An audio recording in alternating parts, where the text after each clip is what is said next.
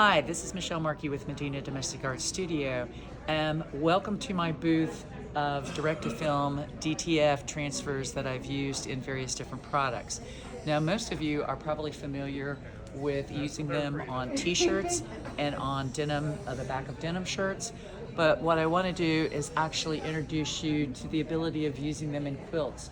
Whether you use it as a stitchless applique like I did in this fish quilt, or whether you use it as a painting pattern, as I did in this New York Beauty quilt, or if you do a whole cloth quilt using a graphic design from a photograph. In any event, I'm going to give you more details on how you too can use DTFs as part of your quilting tools. Stay tuned. So if you're familiar with DTFs, it's usually been because you've purchased them to put on a t-shirt or a denim shirt like I have done on this particular wall of the booth. I'm going to zoom in here on a couple of them. This one, the sunflower, I actually did with a black outline and then came in and painted the sunflower with fabric paint. Same thing with these denim shirts. These are all DTFs that I then painted and then blinged. Having done it on shirts, I thought, why shouldn't we do them on quilts? So I have this little miniature quilt right here that I want to show you.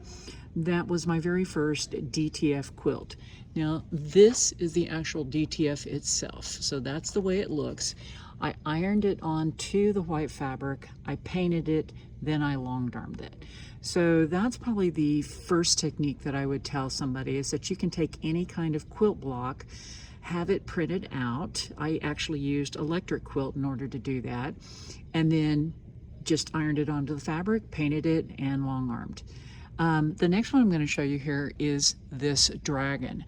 Now, this dragon was a Shutterstock license purchase that was done basically in black outlines, and then I painted it on this gradient fabric with Lumiere Jacquard paints. The next one I'm going to show you, though, is a little bit different. Now, I had a quilt a couple of years ago called Zen by the Sea, and I was lucky enough to have it hang in the Texas Quilt Museum. This quilt is a little different. What I did was I replicated the quilt to a certain degree. Some of the animals are different than the first quilt, but these are all iron-on transfers. And what I like to call this is stitchless applique, for lack of a better term. So what I ended up doing was I took the various different patterns, and by the way, I'm going to show you what the original small version of the quilt looked like. So this one, let me zoom in here on the octopus. That octopus is actually stitched. It was an Oh My Crafty Supply pattern that I then colored and then cut the applique out, the embroidered block out, and then stitched it onto the background, which is what I did with each and every single one of the critters, including the corals and the shells, and stitched it on the background. Well, in the bigger quilt, I actually ended up taking the same patterns, converting them to a vector file, using Adobe Illustrator to color them, and then took that file and sent it to a DTF printing company, and they printed out the critters, which I then turned around and ironed onto the same background fabric as I did the original.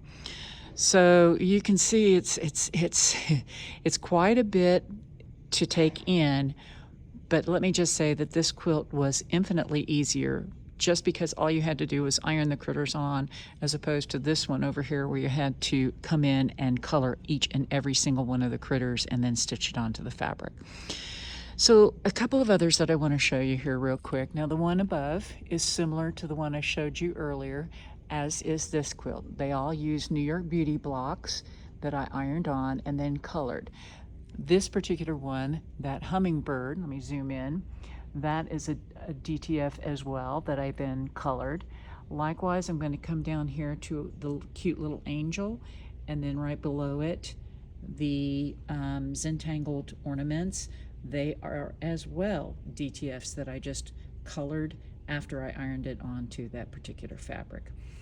Now, I'm going to come around to something that is kind of near and dear to my heart. The image that you're looking at is actually a DTF of Santa Elena Canyon.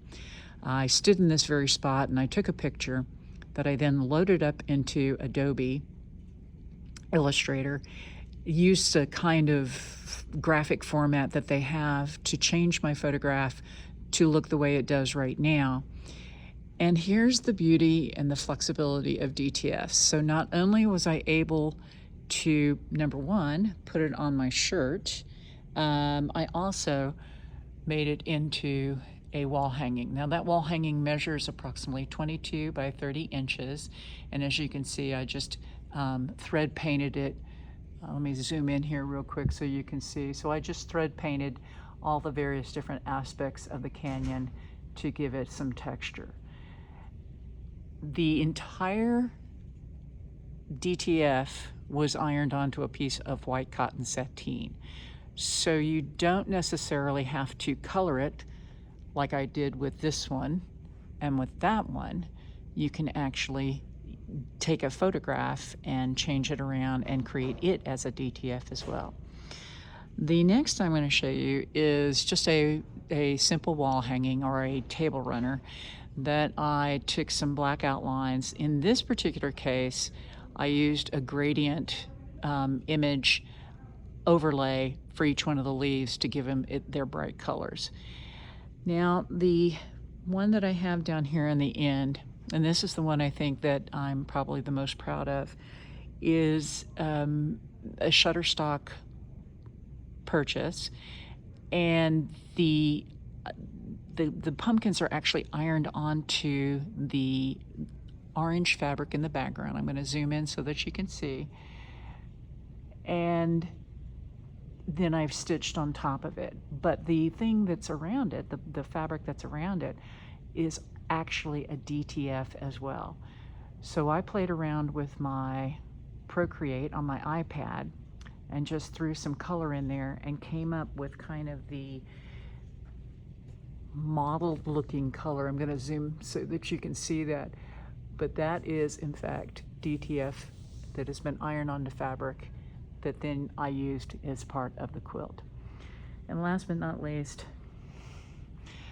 the fun part of DTFs is that you can take coloring book images and you can blow them up and color them as well.